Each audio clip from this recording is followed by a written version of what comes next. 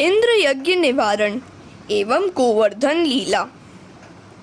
अब आती है गोवर्धन लीला। गोवर्धन लीला के पश्चात आएगी रास लीला। गो का अर्थ है ज्ञान और भक्ति। ज्ञान और भक्ति को वृद्धिगत करने वाली लीला ही गोवर्धन लीला है। ज्ञान और भक्ति के बढ़ने से देहाध्यास नष्ट होता है और जीव को रास लीला में प्रवेश मिलता है। ज्ञान और भक्ति को बढ़ाने के लिए क्या किया जाए? घर छोड़ना पड़ेगा। गोप गोपियों ने घर छोड़कर गिरिराज पर वास किया था।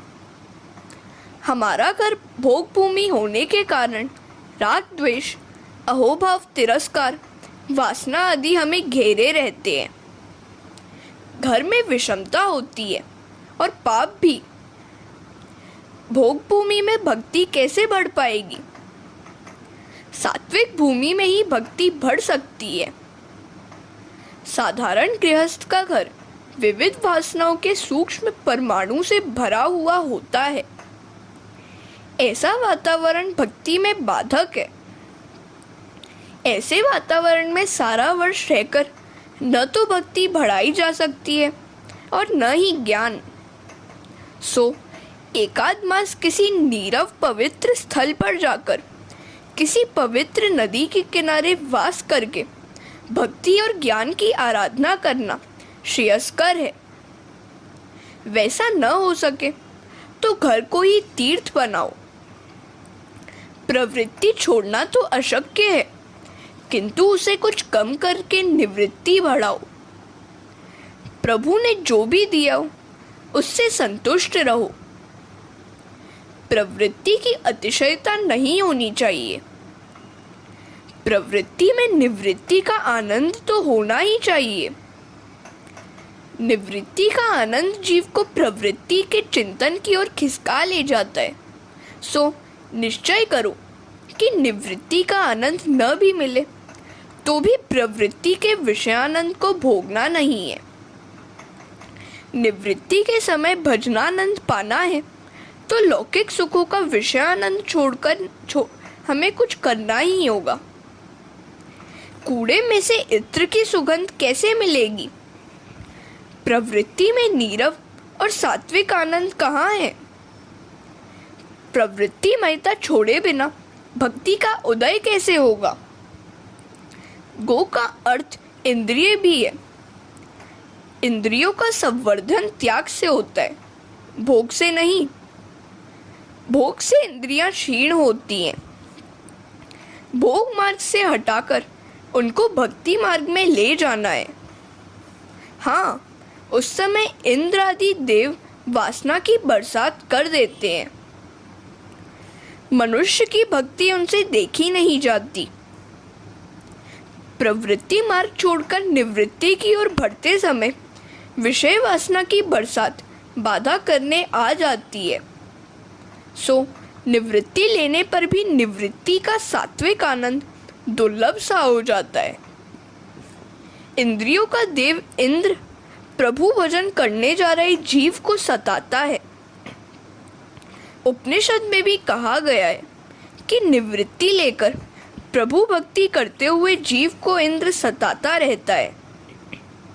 वह सोचता है कि उसके सिर पर पाँव रखकर उसको कुचल कर यह जीव आगे बढ़ जाएगा। सो ध्यान, सत्कर्म, भक्ति आदि में जीव की अपेक्षा देव अधिक बाधक है। जीव सतत ध्यान करे तो स्वर्ग के देवों से भी श्रेष्ठ हो जाता है।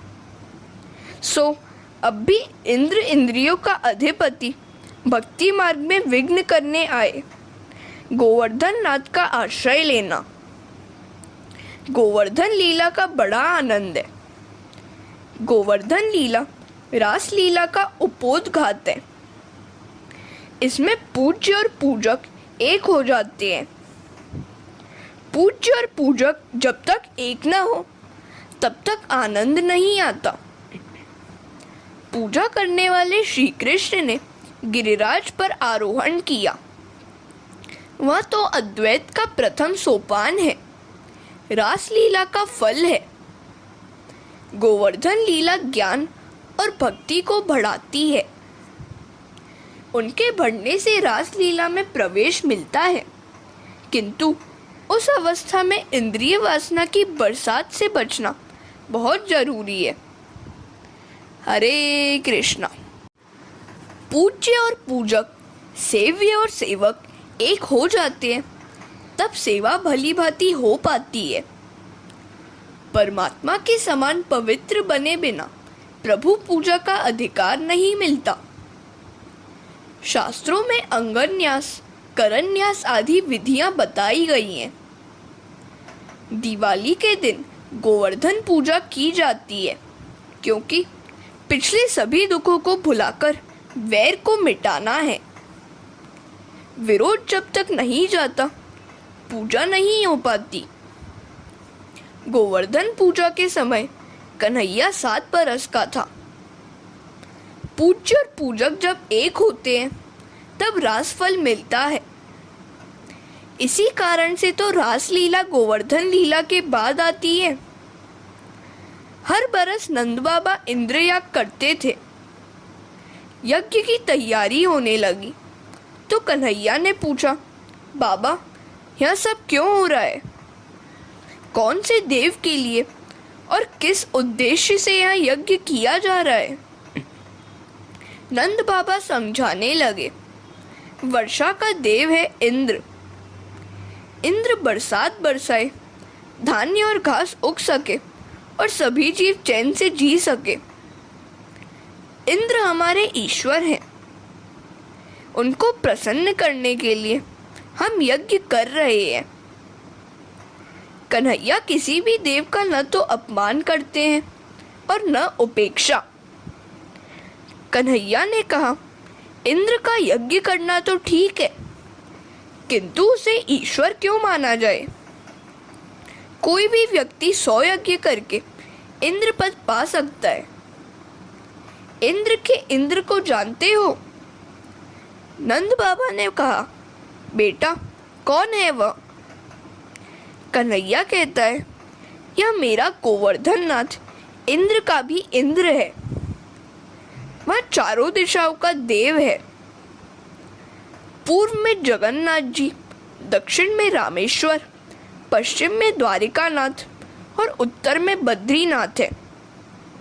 इन चारों के मध्य में है गोवर्धन नाथ। वह सबका स्वामी है, अतः मध्य में बैठा हुआ है। बाबा उसी की पूजा करो। कई वर्षों से तुम इंद्र की पूजा करते आए हो, किंतु उसका कभी दर्शन भी हुआ है क्या? नंद बाबा ने कहा, नहीं तो कन्हैया कहता है, इतने वर्षों की पूजा के बाद भी वह दर्शन नहीं देता। इसका अर्थ यह हुआ कि वह अभिमानी है। जिस देव को कभी देखा तक नहीं है, उसकी पूजा क्यों करते हो? यह गोवर्धन तो हमारा प्रत्यक्ष देव है। जो पर्वत दिखाई दे रहा है, वह तो उसका आदि भौतिक स्वरूप है। उसका आदि दैविक स्वरूप तो और ही है, सूक्ष्म है। गोवर्धन नाथ इस पर्वत में सूक्ष्म रूप से बसे हुए हैं। वह हम सभी के रक्षक हैं। मुझे कई बार उनका दर्शन हुआ है। गोवर्धन नाथ दीपक की जीवंत ज्योति है। तुम सब उन्हीं की पूजा करो, तुम सबको उनका दर्शन होगा। इंद्र के अभिमान को मिटाने का श्री कृष्ण ने निश्चय किया है, सो सबको समझा रहे हैं कि इंद्रदेव के बदले गोवर्धन नाथ की पूजा की जाए। नंद बाबा कहते हैं, गोवर्धन नाथ की पूजा विधि हम जानते ही नहीं है, सो पूजा कैसे करेंगे? कन्हैया ने कहा, बाबा मैं उनकी विधि जानता हूँ, तुम चिंता ना करो। गोवर्धन नाथ की पूजा की तैयारी करो। गरीबों के लिए अन्नकूट करना है। गरीबों, गायों और सदाचारी ब्राह्मणों की पूजा ईश्वर की पूजा है। हरे कृष्णा। कन्हैया के कहने पर गोवर्धन पूजा के लिए सभी घरों से खाने पीने की वस्तु मंगाई गई। गायों का जुलूस निकाला गया। जिसके घर से खाद्य सामग्री नहीं आएगी उसके घर अन्नपूर्णा नहीं आएगी। नंद बाबा कहते हैं, तेरा ठाकुर भोजन करता हुआ मुझे दिखाई देगा क्या? कन्हैया ने कहा, हम सब देख सकेंगे। ब्रजवासियों को अत्यंत आनंद हुआ। कन्हैया ने गोवर्धन पूजा के लिए दिवाली के दिन तप किया था। वे सब गाड़ियां भर भर के खाद्य सामग्री लेकर गोवर्धन के पास आए। सभी ब्राह्मणों को भी आमंत्रण दिया गया था। ब्राह्मण वेदोच्चार करने लगे और कन्हैया अभिषेक। आज भगवान श्री कृष्ण पूजा कर रहे हैं। गोप बालकों से यमुना जल मंगाया गया। जब बालक पानी लाते लाते थक गए तो कहने लगे, कन्हैया, यमुना जी बड़ी दूर है और तेरे देव बड़े लंबे चौड़े हैं। अभिषेक के लिए इतना सारा पानी हम कैसे ला पाएंगे? कन्हैया ने कहा, अरे मित्रों, मेरा यहाँ गोवर्धन नाथ तो बड़ा दयालु है, तुम चिंता न करो। अब कन्हैया प्रार्थना करने लगा, हे गोवर्धन नाथ, मेरे मित्र थक गए हैं। गंगा यमुना तो आपके चरण ही में है, कृपा करके किसी को प्रकट करो। उसी समय गोवर्धन से गंगा जी प्रकट हुई। इसे मानसी गंगा कहते हैं। सभी बालक आनंद से उछलने लगे। नदी आई, नदी आई। कन्हैया ने समझाया कि यह कोई सामान्य नदी नहीं, गंगा जी है। गोवर्धन का अभिषेक पूर्ण हुआ तो श्रृंगार किया गया। ब्रजवासी कहते हैं, अभिषेक दर्शन में हमें बड़ा मजा आता है। यह ठाकुर तो हमें देखकर हंस रहा है। ब्रजवासी चंदन लाए तो कन्हैया ने कहा, ठंड की ऋतु है, सो चंदन से तो मेरे भगवान को कष्ट होगा। बालकों ने कुमकुम का तिलक करने की सोची। कन्हैया ने कहा, कुमकुम का तिलक कर सकते हैं, किंतु वह कहीं नाक में न चली जाए, नहीं तो छींक आ जाएगी। सेवा पूजा करते समय मूर्ति को चेतन मानो, जड़ नहीं। मूर्ति में साक्षात परमात्मा है, ऐसा मानो। अपनी देह के प्रति जो प्रेम रखते हो वैसा ही प्रेम भगवान के प्रति भी रखो। प्रभु भी बड़े आनंद प्रिय हैं। कन्हैया ने अपना एक स्वरूप नंद बाबा के पास रखा और दूसरे से गिरिराज में प्रवेश किया। सब कहने लगे, कन्हैया, यह पर्वत तो सांस ले रहा है। भगवान के 3 स्वरूप हैं, आध्यात्मिक, आधिदैविक और आधि भौतिक। ठाकुर जी ने दही का तिलक किया। दही नाक या मुंह में चली जाए तो भी कुछ हर्ज नहीं होगा। कन्हैया ने कहा, अब हम ठाकुर जी का चावल से अभिवादन करें, पर फिर सोचा, नहीं नहीं, चावल कहीं ठाकुर जी को लग गए तो सारे व्रजवासी बोलते हैं, फिर हम क्या करें? कन्हैया कहता है, मोती से पूजा करो।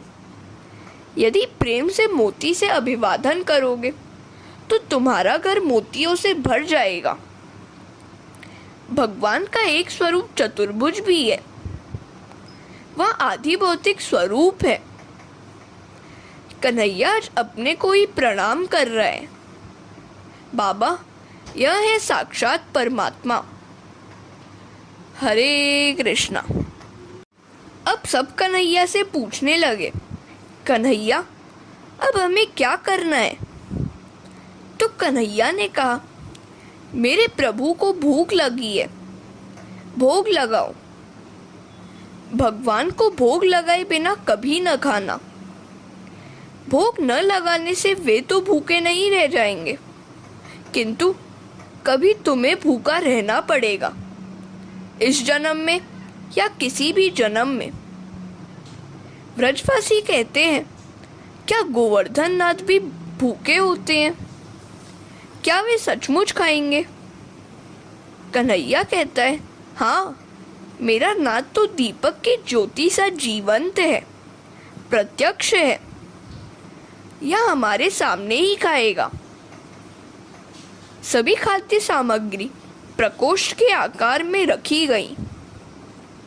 ऊपर तुलसी दल भी अर्पण किया गया।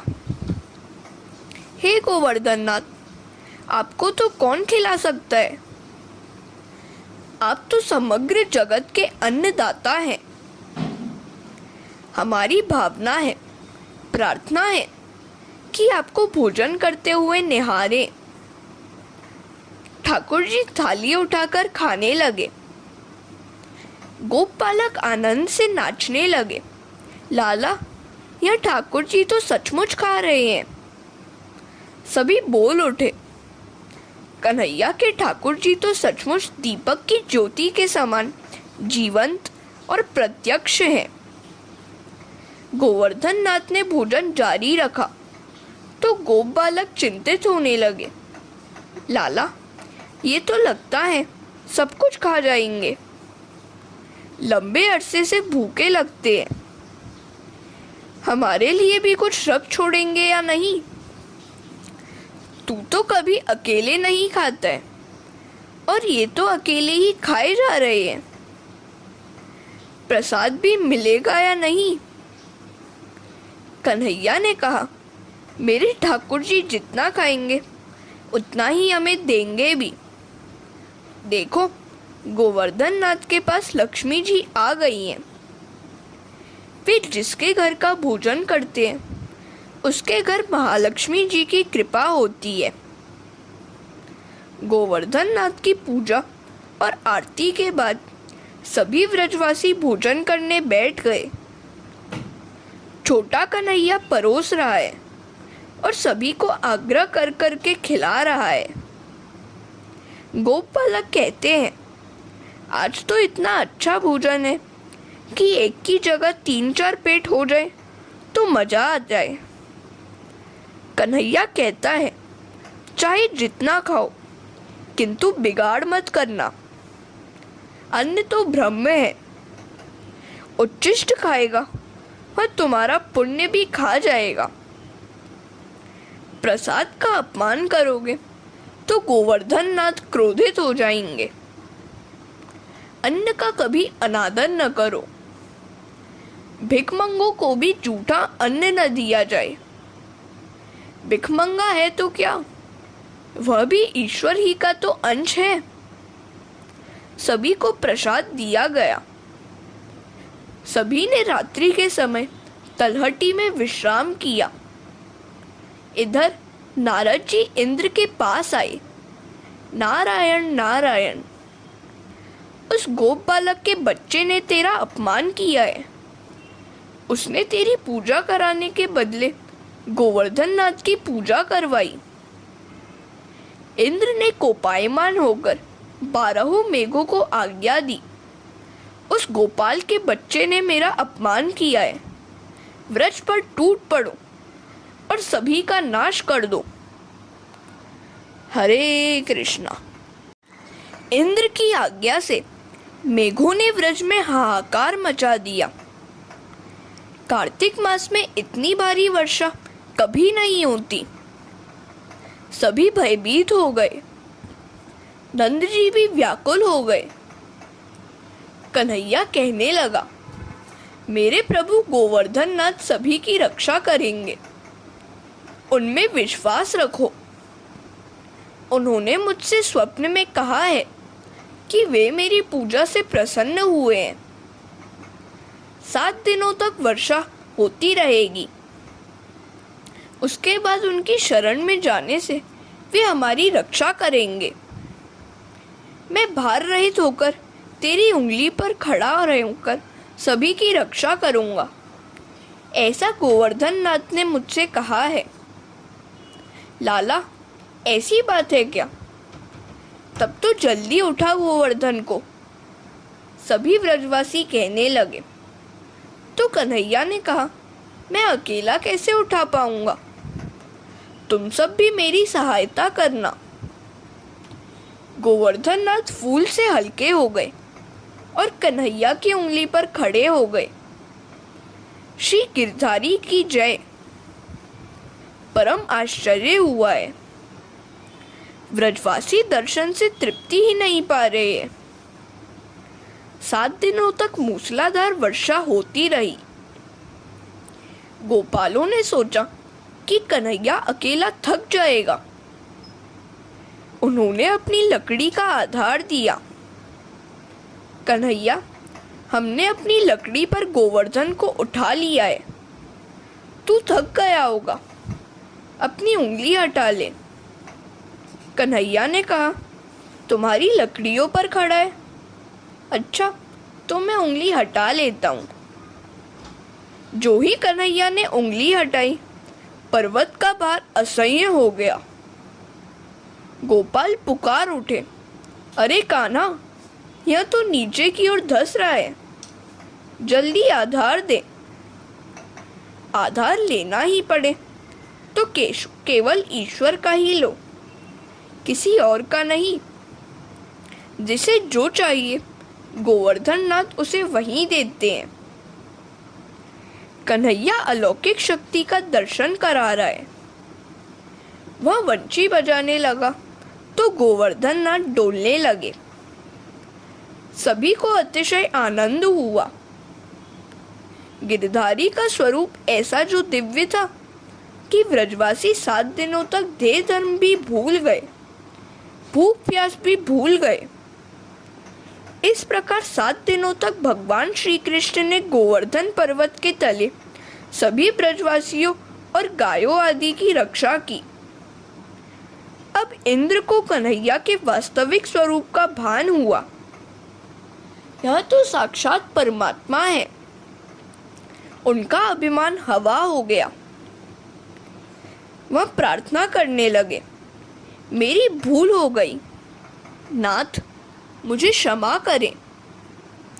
उसने मेघों को भी रुक जाने की आज्ञा दी। सभी व्रजवासी बाहर आए और व्रज में गए। इंद्र ने श्री कृष्ण का दूध से अभिषेक किया। उस दूध को जहाँ इकट्ठा किया गया था उसे सुरभि कुंड कहते हैं। कुछ लोगों को आशंका हुई कि यह कन्हैया शायद ईश्वर है। हरे कृष्णा। जब कुछ लोगों को आशंका हुई कि यह कन्हैया ईश्वर है तो एक सभा सी हुई और चर्चा चल पड़ी। कहाँ यह 7 बरस का लड़का और कहाँ यह भारी भरकम गोवर्धन पर्वत? यह नंद जी का ही पुत्र है या किसी का उठा लाया गया है? हम नंद जी को बुलाकर उन्हीं से पूछें। नंद बाबा आए तो पूछा गया, यह लड़का किसका है? नंद बाबा ने कहा, यह मेरा ही पुत्र है। गर्गाचार्य ने बताया था कि कन्हैया में नारायण जैसे गुण हैं। यशोदा ने वह चर्चा सुनी तो कन्हैया से पूछने लगी, तू किसका है रे? कन्हैया ने कहा, मैं तो तेरा ही हूँ। तो यशोदा कहती है, लोगों का कहना है कि मैं और तेरे पिताजी गोरे हैं, फिर भी तू काला क्यों है? तो कन्हैया कहता है, माँ, जन्म के समय तो मैं गोरा ही था, किंतु तेरी भूल के कारण मैं काला हो गया। मेरा जब जन्म हुआ था तब बड़ा ही अंधेरा छाया हुआ था और सभी नींद में डूबे हुए थे। मैं अंधेरे में सारी रात करवटें बदलता रहा, सो अंधेरा मुझसे चिपक गया और मैं काला बन गया। भोली यशोदा ने कन्हैया की बात सच्ची मानी। 12 बजे तक मैं जाग रही थी और उसके बाद न जाने क्या हुआ था। मेरी भूल के कारण कन्हैया काला हो गया। एकनाथ महाराज और ही कारण बताते हैं। मनुष्य का कलेजा काला है क्योंकि उसमें काला काम रहता है। श्री कृष्ण कीर्तन, ध्यान, धारणा, स्मरण, चिंतन करने वाले की कालिमा कन्हैया खींच लेता है। वैष्णवों के हृदयों को उज्जवल करते करते कन्हैया काला हो गया। विषयों के बारे में ही जो सोचता रहता है उसका अंतर काला हो जाता है। कन्हैया उसे उज्जवल करने में लगा है। गोपियों का कहना है, हम आंखों में काजल लगाती हैं। कन्हैया हमारी आंखों में बसा रहता है, सो काजल से वह काला हो गया है। महाभारत के उद्योग पर्व में एक प्रसंग है। विष्टि के हेतु आए हुए कृष्ण से दुर्योधन ने कहा, तेरे माता पिता क्यों हैं? यह अभी तक निश्चित नहीं हो पाया है। नंद यशोदा तेरे माता पिता है तो तू काला क्यों है? तो श्री कृष्ण ने कहा, मैं कौरवों का काल बनकर आया हूँ, सो काला हूँ। किंतु दुर्योधन से ऐसी बात करने वाले कृष्ण राधा से कुछ और ही कहते हैं। लीला निकुंज में दोनों विराजमान थे। राधा ने प्यार से पूछा, नाथ, वैसे तो तुम सुंदर हो, किंतु श्याम क्यों हो? श्री कृष्ण कहते हैं, वैसे तो मैं गौर ही था, किंतु आपकी शोभा को वृद्धिगत करने के लिए श्याम हुआ हूँ। आपका सौंदर्य बढ़ेगा तो लोग आपकी प्रशंसा करेंगे। यदि हम दोनों ही गोरे होते तो आपकी प्रशंसा कौन करता? इंद्रादि देव श्री कृष्ण की पूजा करने आए। आपके वास्तविक स्वरूप को हम जान न सके, पहचान न सके, हमें क्षमा करें। सुरभि ने कन्हैया का अभिषेक किया। गोवर्धन लीला रहस्यमयी है। इस लीला के बाद रास लीला आती है।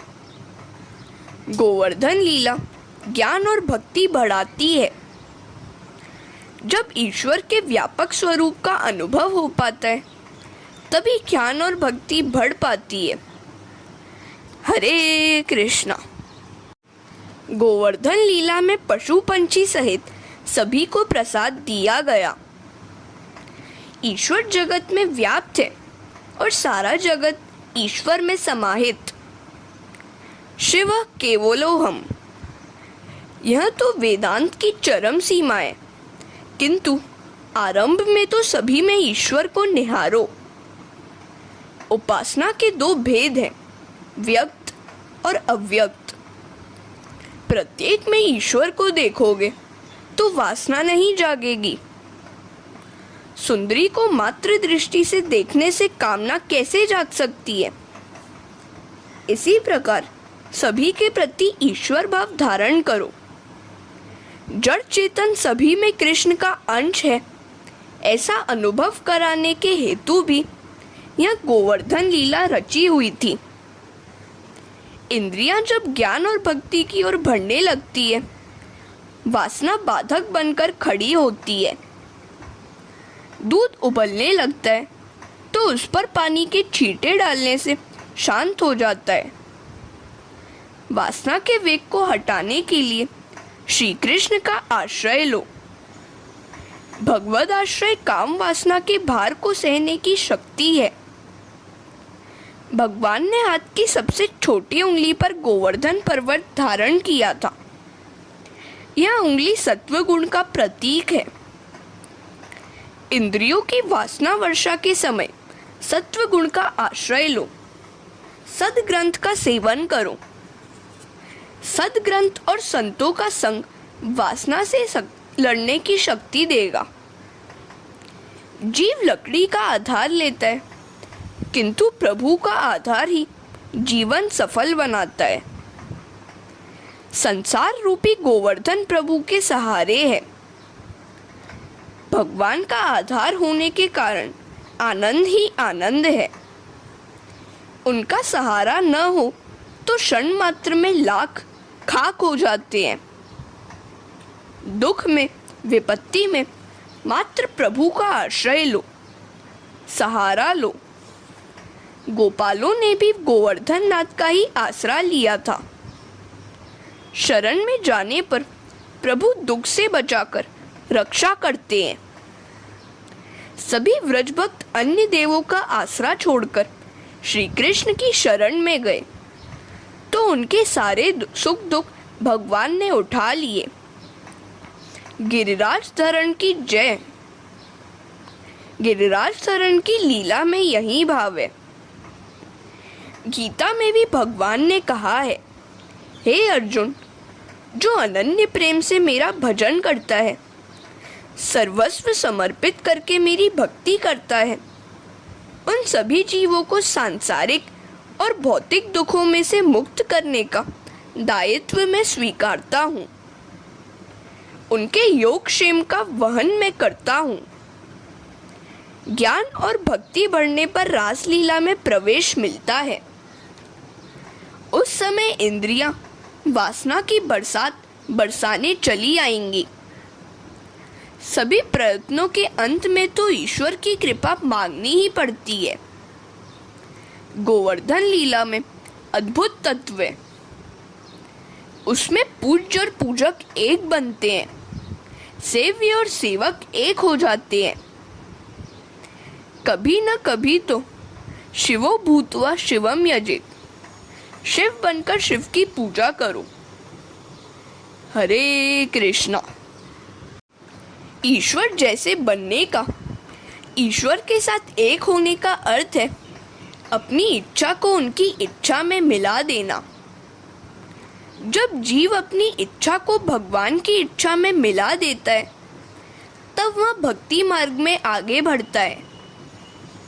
सतत ब्रह्म संबंध बनाए रखोगे तो तुम ब्रह्म रूप हो पाओगे।